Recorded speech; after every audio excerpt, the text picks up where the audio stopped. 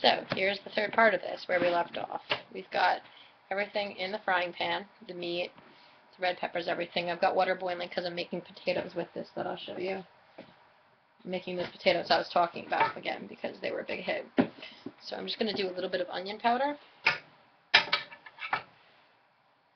And I really play this by ear. It depends on how much you like onions and how much you like garlic. So I've already got garlic in there. A little bit of crackled pepper.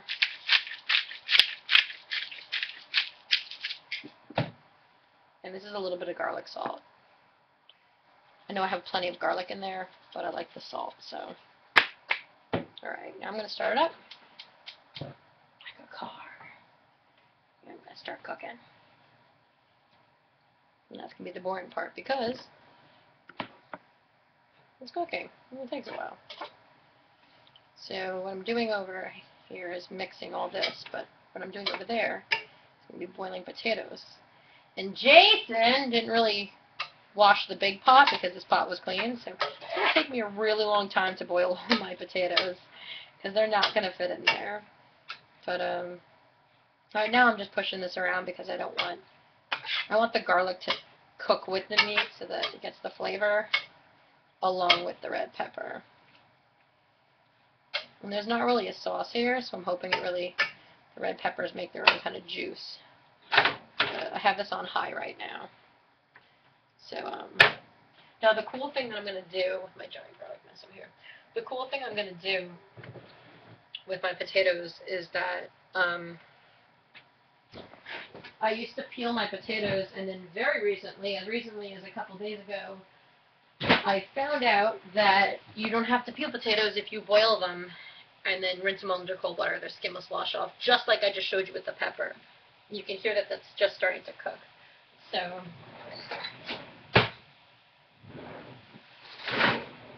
I got my white trash big bag of potatoes. They're dull. I think this cost me like less than $5 for quite a lot of potatoes. This is 5 pounds of potatoes. No, is it? I believe it's like 5 pounds of potatoes. That's a lot. It's a fudging lot. And when that starts to boil, I'm going to see how many I fit in there. So you can hear it cooking. You just want to brown your meat because, I mean, your peppers are already roasted. Your mushrooms will cook, you know, they'll heat up, but they won't cook that much. And your garlic is kind of roasting with the, well, it's not roasting. It's not going to roast. It's going to be pretty raw.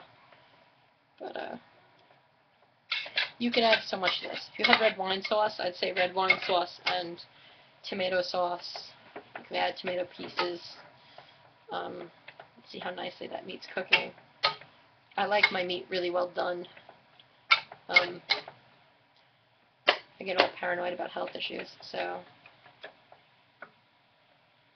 I like to cook it for a long time. This looks like it's starting to boil now, so I'm just going to start putting my potatoes in to boil. Jason probably didn't also take into consideration that it's just got black and stuff on it. That water rises when you put potatoes in, so I might not be able to put more in just because I don't want it to overflow. And these are starting to grow eyes too, because they've been sitting in my jar for too long. Potatoes don't really go bad necessarily, they just start to grow eyes. So it's time to use these potatoes anyway. For the dill potatoes, I adore using red potatoes, new potatoes, but once again, they're expensive, and this is cooking with broke people. Cooking with broke disabled people.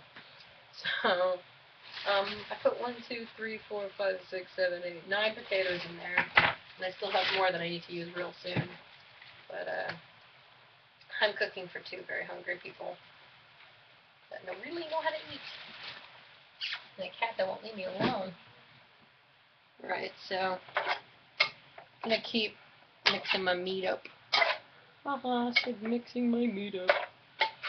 And you can see that that's getting really nice. You can see that it's got its own juice to it because of the meat. And you can see it's starting to really brown nicely. And I don't have to worry about cooking the peppers because they're already done. I don't have to worry about anything else, just browning the meat. And these potatoes are going to take a while, so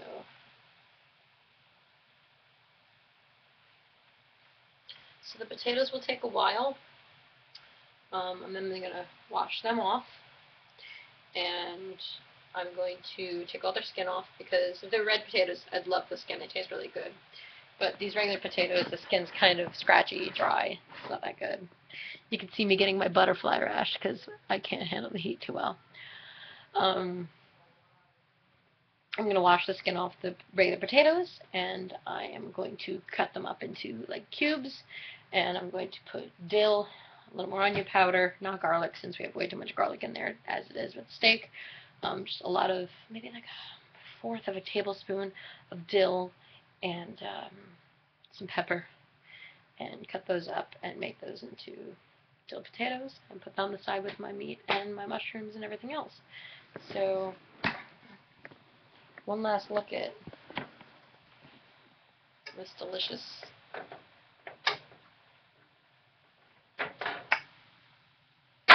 steak and garlic, which is almost done. There's a few pieces in here that are raw. And I'd be tempted to throw the potatoes in, but I like to have them as a side dish. So I'll be back for one more installment of this to show you what it looks like when it's done, and that's about it.